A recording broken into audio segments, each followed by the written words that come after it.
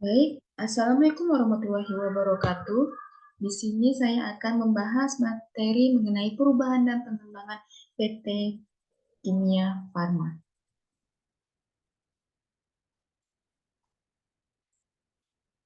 Di bagian pendahuluan terdapat data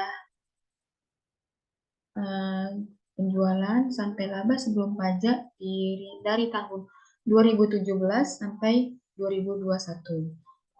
Nah, selanjutnya juga ada data di mana data ini mengenai kinerja keuangan mereka dan kinerja segmen operasi. Kinerja keuangan mereka dari tahun ke tahun itu, yang pertama itu ada penjualan, yang dimana pada tahun 2018 mereka mendapatkan sejumlah 8.459.247 rupiah. Di tahun 2019 mereka mengalami peningkatan lagi sebesar 9.400.535 rupiah. Di tahun 2020 mereka juga mengalami peningkatan drastis 10.006.173 rupiah. Selanjutnya juga ada laba tahun berjalan sejumlah 535.085 rupiah. Di tahun 2019 15.890 rupiah. Dan di tahun 2020 20.426 rupiah. Nah, di laba tahun berjalan ini mereka meningkat sebesar 28,54%. Nah, sedangkan di bagian kinerja segmen operasi, di bagian distribusi, mereka di tahun 2018 itu sebesar 3.245.848 rupiah. Di tahun 2019 pula 3.520.843 rupiah. Di 2020 4.294.260 rupiah. Nah, di sini kita bisa mempresentasikan berapa dari tahun 2018-2020 distribusi nilai ekonomi mereka sebesar 3,66%. Nah, menurut Hansen dan Moen pada tahun 2013, anggaran adalah alat pengendalian yang berguna, tetapi agar dapat digunakan dalam evaluasi kinerja, dua pertimbangan utama harus dipertimbangkan terlebih dahulu. Pertama, adalah menetapkan bagaimana jumlah dianggarkan seharusnya dibandingkan dengan hak aktual pertimbangkan, dan yang kedua melibatkan dampak anggaran perilaku manusia. Selanjutnya di sini ada sejarah PT Kimia Farma. Kimia Farma adalah perusahaan industri farmasi pertama di Indonesia yang dikirim oleh pemerintah Hindia Belanda pada tahun 1817. Nama perusahaan ini pada awalnya adalah NV Chemicalen Handel Redchem dan CO berdasarkan kebijaksanaan nasionalisasi atas perusahaan Belanda di masa awal kemerdekaan pada tahun 1958.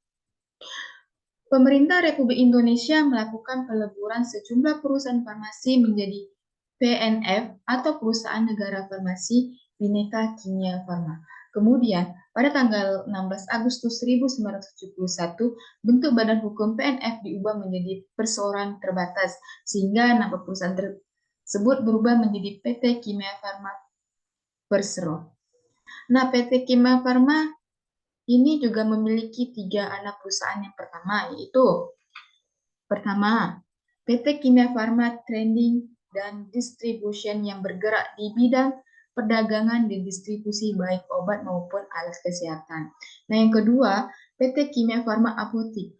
PT ini bergerak di bidang retail farmasi dan yang terbesar dari kekuatan jaringan apotik Indonesia. Dan yang ketiga, PT Sinkona Indonesia Lestari. PT ini bergerak di bidang produksi dan pemasaran produk Cina beserta turunan dan satu-satunya perusahaan yang memproduksi Cina dan bahan baku di Indonesia yang hampir seluruh produksinya ekspor ke luar negeri. Selanjutnya di sini ada analisis intervensi menurut Cumming and Worley terhadap tahapan pengembangan dan perubahan organisasi pada kimia farma berserot. Intervensi sebagai suatu kegiatan perbaikan yang terencana dalam proses pengembangan organisasi dinyatakan oleh Warner dalam Istianda pada tahun 2007 halaman 1 dibagi menjadi beberapa bagian, di antaranya yang pertama ada intervensi proses. Intervensi proses ini maksudnya adalah pendekatan yang dilakukan melalui perubahan proses kerja yang terkait langsung dengan aspek manusianya, baik secara individu, antar individu, kelompok maupun tingkat organisasi secara keseluruhan. Yang kedua, intervensi manajemen sumber daya manusia. Maksud dari intervensi ini ialah pendekatan yang dilakukan melalui perubahan sistem manajemen kinerja dan pengembangan karir. Nah, yang ketiga juga ada intervensi teknostruktural. Intervensi ini pendekatan yang dilakukan melalui kombinasikan perubahan teknologi dan struktur organisasi sebagai upaya restrukturisasi organisasi, hubungan industri atau employee relation, serta rancangan bidang uraian kerja sesuai proses bisnis. Yang keempat, yang terakhir intervensi strategis, yang dimana intervensi ini melakukan pendekatan melalui perubahan strategi bisnis dalam menghadap perubahan lingkungan dan persaingan bisnis melalui berbagai upaya akuisisi, kolaborasi, dan mitraan serta transformasi organisasi. Namun dari keempat ini yang berhubungan dengan PT Kimia Farma ini hanya dua, yaitu intervensi teknostruktural dan Human Resources Management Interventions atau intervensi manajemen sumber daya manusia yang dibagi, yaitu intervensi nomor 3 dan 2. Nah, intervensi teknostruktural yang hubungan dengan PT Kimia Farma ini telah melakukan pendekatan melalui kombinasikan perubahan teknologi dan struktur organisasi seperti upaya restrukturisasi organisasi, hubungan industri, serta rancangan badan usaha kerja sesuai proses bisnis. Yang kedua itu hubungan resources management interventions atau intervensi manajemen sumber daya manusia. Intervensi ini pendekatan yang dilakukan melalui perubahan sistem manajemen kinerja dan pengembangan karir. Dalam hal ini, PT Kimia Farma memiliki berbagai program untuk membangun human capital dari masing-masing anggota organisasinya. Selanjutnya, ada perubahan dan dampak PT Kimia Farma. Perubahan yang terjadi di perusahaan PT Kimia Farma adalah perubahan visi dan misi atau tujuan budaya perusahaan dan perubahan konsep pada perusahaan yaitu PT Apotik Farma atau anak perusahaan dari PT Kimia Farma. Perubahan visi dan misi tersebut adalah perubahan konsumen yang dimana dalam menghadapi perubahan konsumen dan persaingan yang semakin ketat, perusahaan terus melakukan perubahan agar tujuan perusahaan dapat diubah. Dengan kata lain, perubahan dilakukan oleh PT Kimia Farma ini karena adanya faktor eksternal yaitu dorongan konsumen untuk berubah dan daya saingnya semakin tinggi. Berikut dari perubahan visi dan misi PT Kimia Farma yang sebelum diubah itu visinya komitmen pada peningkatan kualitas kehidupan, kesehatan, dan lingkungan. Sedangkan misinya yang sebelum diubah, yang pertama itu mengembangkan industri kimia dan farmasi dengan melakukan penelitian dan pengembangan produk yang inovatif. Yang kedua, mengembangkan bisnis pelayanan kesehatan terjadi yang berbasis jaringan distribusi dan jaringan aspek.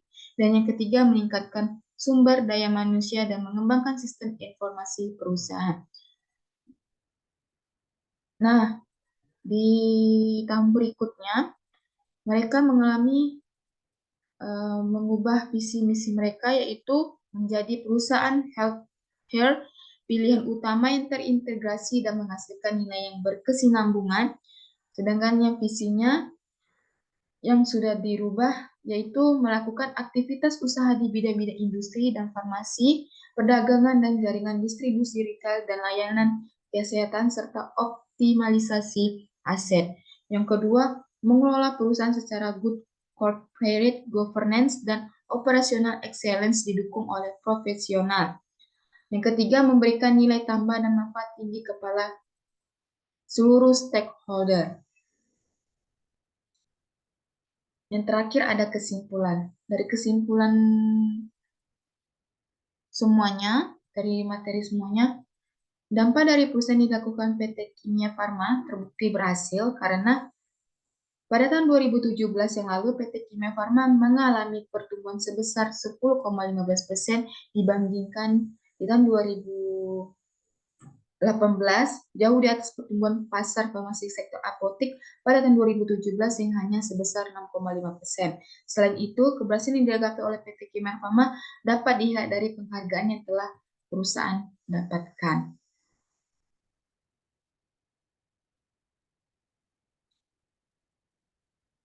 Baik, sekian dari saya mengenai presentasi saya. Sekian, terima kasih.